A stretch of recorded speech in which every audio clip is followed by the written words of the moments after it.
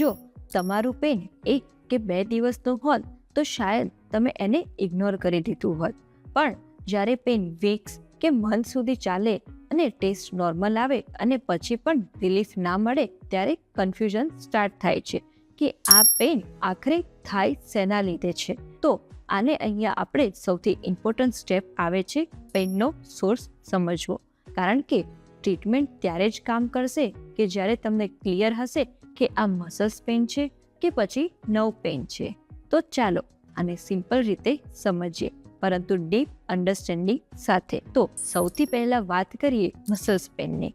તો muscles પેનને medical લેંગ્વેજમાં માયલેજિયા પણ કહેવાય છે, પણ આ પેન યુઝ્યુઅલી ત્યારે આવે છે કે જ્યારે તમે બોડીને ઓવરયુઝ કરો, જેમ કે હેવી વર્કઆઉટ, લાંબો સમય સુધી બેસી રહેવું, રોંગ પોસ્ચર કે સડનલી એક્ટિવિટી. અને આ પેન ફીલ કેવું થાય છે? તો આ પેન એ ડલ, હેવી અને એકિંગ ટાઈપનું હોય છે, અને તમને લાગે કે મસલ ટાઈટ થઈ ગયા છે કે થકાન જામી ગઈ છે.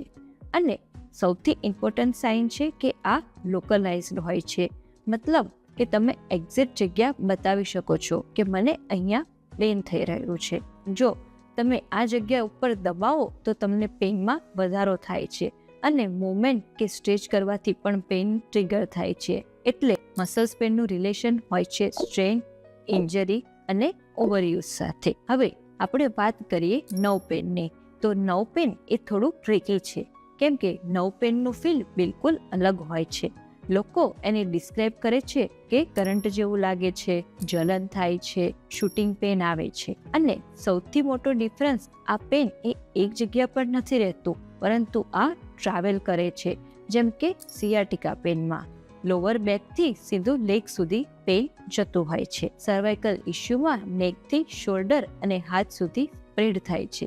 અને આ પેન સાથે તમને ટિંગલિંગ, નમ્બનેસ કે વીકનેસ પણ ફીલ થઈ શકે છે. કોઈક વાર લાગે કે હાથ કે પગ સૂઈ ગયા છે કે સ્ટ્રેન્થ ઓછી થઈ ગઈ છે. અને એક બીજું ઇન્ટરેસ્ટિંગ ઓબ્ઝર્વેશન કે નર્વ પેન ઘણીવાર રાત્રે વધારે ફીલ થાય છે, કેમ કે એ ટાઈમે ડિસ્ટ્રક્શન ઓછું હોય છે અને બ્રેનનું ફોકસ પેન પર વધારે જાય છે. તો હવે સવાલ એ થાય છે કે નર્વ પેન થાય છે કે? તો એનું મેઇન રીઝન હોય છે નર્વ કમ્પ્રેશન અથવા તો નર્વનું ડેમેજ થવું, જેમ કે slip disk, carpal tunnel syndrome, અને ડાયાબિટીસમાં નર્વ ડેમેજ કે પછી ઇન્ફેક્શન પછી નર્વ ઇરિટેશન. એટલે આ ટાઈપનું પેન સિમ્પલ પેનકિલરથી ફુલ્લી સોલ્વ નથી થતું. આમાં સ્પેસિફિક ન્યુરોપેથિક ટ્રીટમેન્ટની જરૂર પડતી હોય છે. હવે એક પ્રેક્ટિકલ ડિફરન્સને સમજો. જો પેન એક જગ્યા પર છે અને દબાવવાથી વધે છે અને મોમેન્ટથી ટ્રિગર થાય છે, તો ચાન્સીસ મસલ પેનના હોઈ શકે છે. પરંતુ જો પેન સ્પ્રેડ થાય છે, કરંટ કે બર્નિંગ જેવું ફીલ થાય છે અને નમ્બનેસ કે વીકનેસ હોય, તો આ એક નર્વ પેન હોઈ શકે છે. અને એક મિસ્ટેક કે જે લોકો વારંવાર કરી રહ્યા હોય છે, તે લોકો કહે છે કે ખાલી મને તો દુખાવો જ થાય છે, પરંતુ પેનનું નેચર ડિસ્ક્રાઇબ નથી કરતા.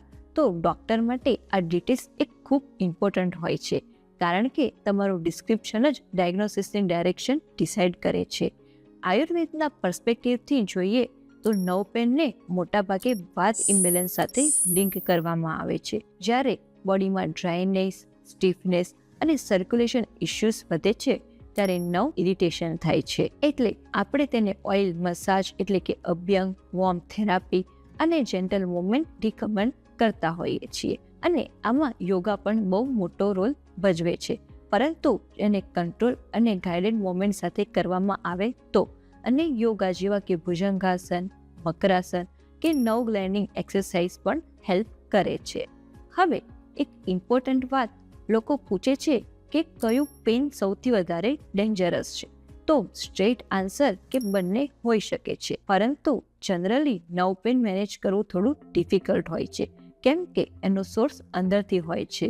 તો સિમ્પલ રીતે સમજો કે પેન એક સિમ્ટમ્સ છે, પણ એનો ટાઈપ જ ડિસાઇડ કરે છે કે ટ્રીટમેન્ટ શું હશે. જો તમે તમારો પેન સાચી રીતે સમજી લો છો, તો રિકવરીની હાફ જર્ની તો ત્યાં જ કમ્પ્લીટ થઈ જાય છે.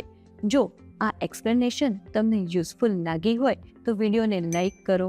જો તમને તમારી શુગર રિપોર્ટ કે ડાયટને લઈને કન્ફ્યુઝન હોય તો કોમેન્ટમાં પૂછી શકો છો.